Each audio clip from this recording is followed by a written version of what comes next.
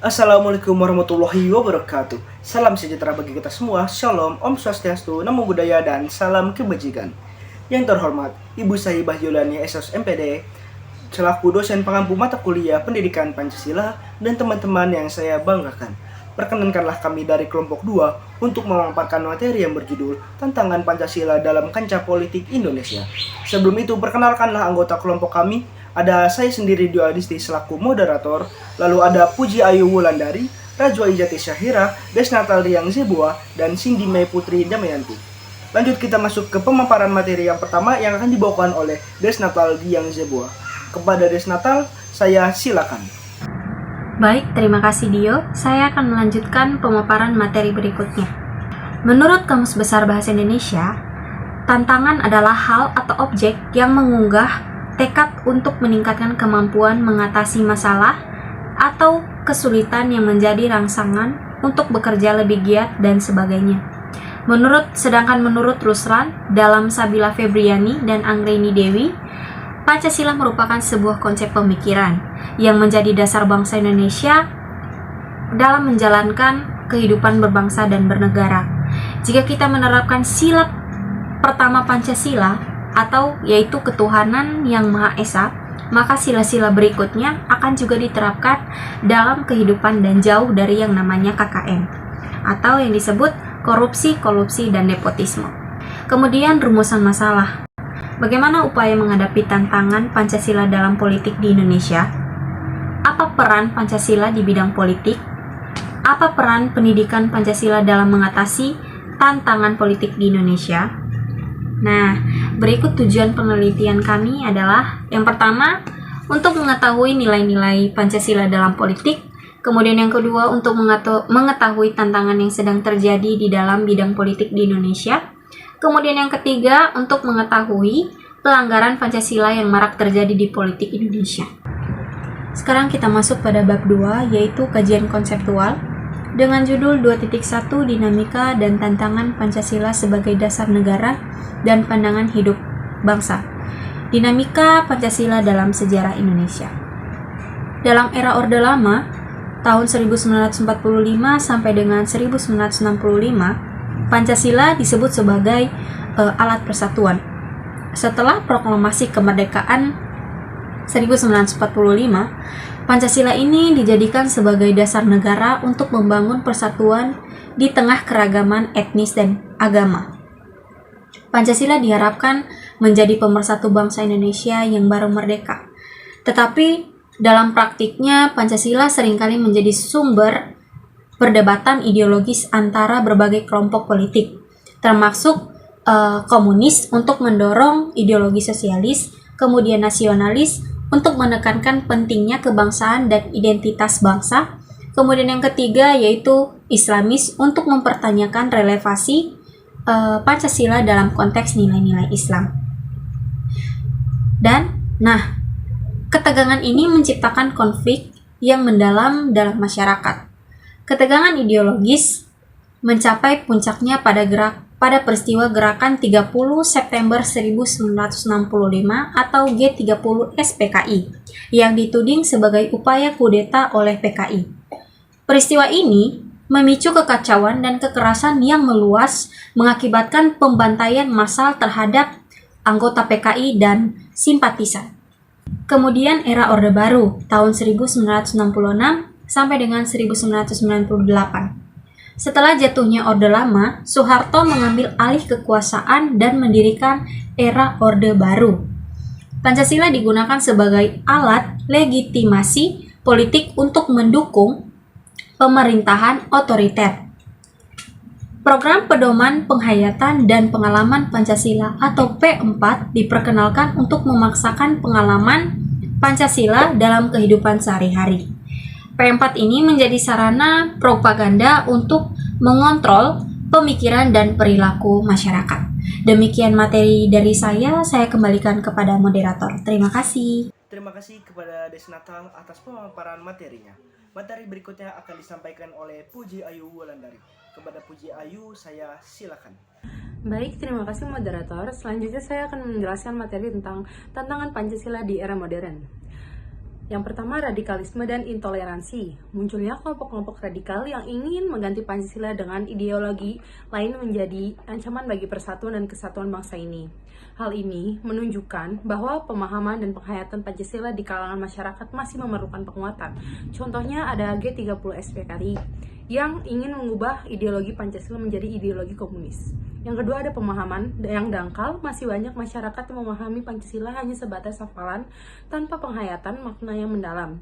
Pendidikan karakter yang menanamkan nilai-nilai Pancasila dengan posisi yang sangat dibutuhkan untuk menjawab tantangan ini. Contohnya ada isu SARA. Terjadi karena kurangnya efektivitas pembinaan moral yang dilakukan oleh lingkungan. Yang ketiga ada globalisasi dan arus informasi. Masuknya nilai-nilai asing yang tidak sesuai dengan budaya dan ideologi bangsa dapat mengikis rasa nasionalisme. Arus informasi yang cepat melalui media sosial juga dapat menyebarkan hoaks dan propaganda yang dapat memicu pepercahan. Salah satu dampak positifnya, penerapan Pancasila semakin luas. Salah satu dampak negatifnya yaitu globalisasi dapat memicu degradasi nilai-nilai Pancasila seperti menurutnya rasa nasionalisme dan patriotisme di kalangan generasi muda. Selanjutnya ada politik identitas. Penggunaan politik identitas yang mengutamakan kepentingan kelompok tertentu di atas persatuan nasional dapat mengganggu implementasi Pancasila yang berdasarkan pada kebinekaan dan persatuan. Kesimpulannya adalah Pancasila sebagai dasar negara dan pandangan hidup bangsa memiliki peran penting dalam menjaga keutuhan Indonesia. Meskipun dihadapkan pada berbagai tantangan seperti radikalisme, globalisasi, dan politik identitas, Pancasila tetap relevan sebagai pilar utama dalam membangun bangsa yang harmonis, adil, dan sejahtera. Dengan komitmen bersama, pendidikan yang baik, dan penguatan nilai-nilai kebangsaan, Pancasila dapat terus menjadi landasan yang kuat untuk menghadapi perubahan zaman dan menjaga persatuan bangsa. Selanjutnya ada menekar penerapan Pancasila di bidang politik masa kini. Yang pertama ada konflik sosial politik. Politik di Indonesia seringkali diwarnai oleh konflik sosial seperti demonstrasi, kerusuhan, dan kekerasan yang mengancam persatuan dan kesatuan bangsa. Hal tersebut bisa juga terjadi karena adanya politik identitas, yaitu masyarakat terbagi menjadi kelompok-kelompok yang etnis, agama, dan golongan yang dapat menyebabkan perpecahan masyarakat. Belum lagi ketegangan antar etnis agama karena adanya hoaks, pelintiran kebencian, dan ketidakpercayaan sehingga saling bermusuhan. Konflik sosial politik dan politik identitas ini tidak mencerminkan sila ke-1 Pancasila, yaitu ketuhanan yang Maha Esa, untuk saling memberikan penghormatan terhadap semua agama, dan sila ke-3 Pancasila yaitu persatuan Indonesia, untuk saling bersatu dan tetap menjaga persatuan bangsa di atas kelompok atau golongan. Selanjutnya ada menekar penerapan Pancasila di bidang politik masa kini. Yang pertama ada konflik sosial politik. Politik di Indonesia seringkali diwarnai oleh konflik sosial seperti demonstrasi, kerusuhan, dan kekerasan yang mengancam persatuan dan kesatuan bangsa. Hal tersebut bisa juga terjadi karena adanya politik identitas, yaitu masyarakat terbagi menjadi kelompok-kelompok yang etnis, agama, dan golongan yang dapat menyebabkan perpecahan masyarakat. Belum lagi ketegangan antar etnis agama karena adanya hoaks, pelintiran kebencian, dan ketidakpercayaan sehingga saling bermusuhan. Konflik sosial politik dan politik identitas ini tidak mencerminkan sila ke-1 Pancasila, yaitu ketuhanan yang Maha Esa, untuk saling memberikan penghormatan terhadap semua agama, dan sila ke-3 Pancasila yaitu persatuan Indonesia, untuk saling bersatu dan tetap menjaga persatuan bangsa di atas kelompok atau golongan. Selanjutnya saya kembalikan kepada moderator. Terima kasih. Terima kasih Puji Ayu atas pemaparan materinya. Lanjut ke materi berikutnya yang akan dibawakan oleh Cindy May Putri Damayanti. Kepada Cindy, saya silakan. Baik, terima kasih kepada moderator. Saya akan melanjutkan tentang dinasti politik. Praktik dinasti politik menghambat proses perekrutan kader yang adil dan menghalangi kesempatan individu lain untuk berpartisipasi dalam politik. Dinasti politik mempertahankan kekuasaan melalui garis keturunan atau hubungan pribadi, diklasifikasikan juga sebagai bentuk nepotisme. Demokrasi di Indonesia seharusnya mengedepankan musyawarah dan keterwakilan. Namun, hal ini terkadang terlampaui karena pengambilan keputusan politik yang kurang inklusif dan seringkali ditandai dengan polarisasi dan kekerasan politik. Hal-hal tersebut dapat menelusur ke dalam kasus korupsi dan politik uang yang mengutamakan keuntungan pribadi dan mengesampingkan tujuan bersama bangsa. Dinasti politik, demokrasi kurang inklusif, dan korupsi ini tidak mencerminkan sila keempat Pancasila, yaitu kerakyatan yang dipimpin oleh hikmat kebijaksanaan dalam permusyawaratan perwakilan, yaitu berkesempatan bagi individu di tingkat masyarakat yang lebih luas untuk berpartisipasi dalam pemilihan dan kebijakan politik. 2.3 Peran pendidikan Pancasila dan kewarganegaraan bagi masa depan bangsa.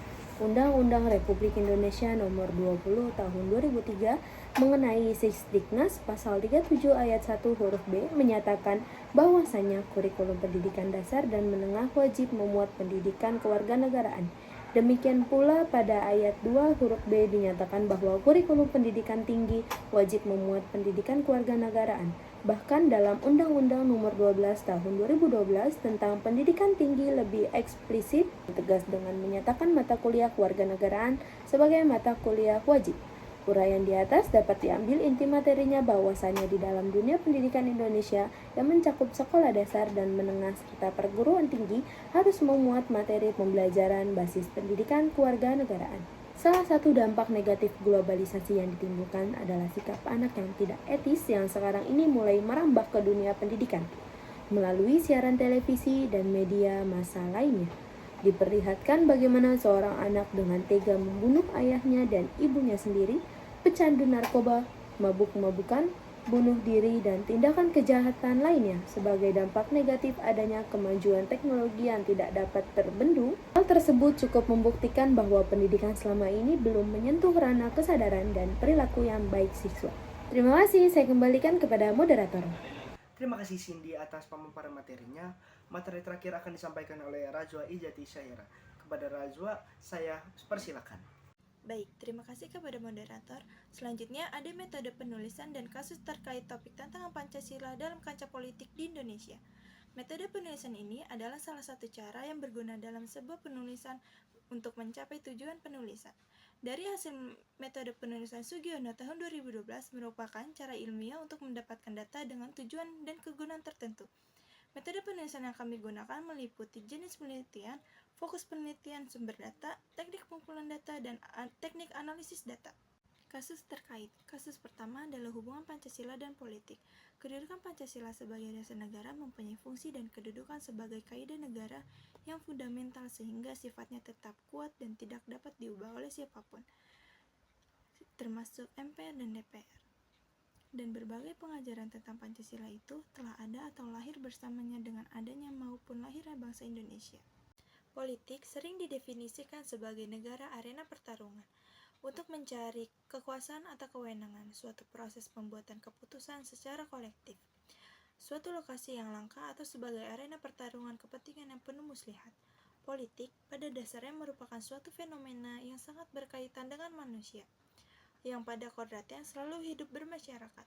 Oleh karena itu, politik akan selalu menggejala mewujudkan dirinya dalam rangka proses perkembangan manusia.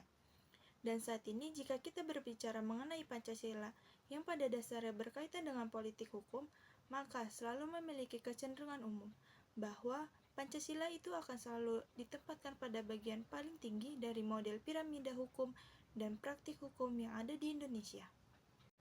Kasus yang kedua, tantangan dan peluang Pancasila dalam kancah politik. Yang pertama, politik uang dan korupsi merupakan pelanggaran etika politik yang masih marak terjadi di Indonesia.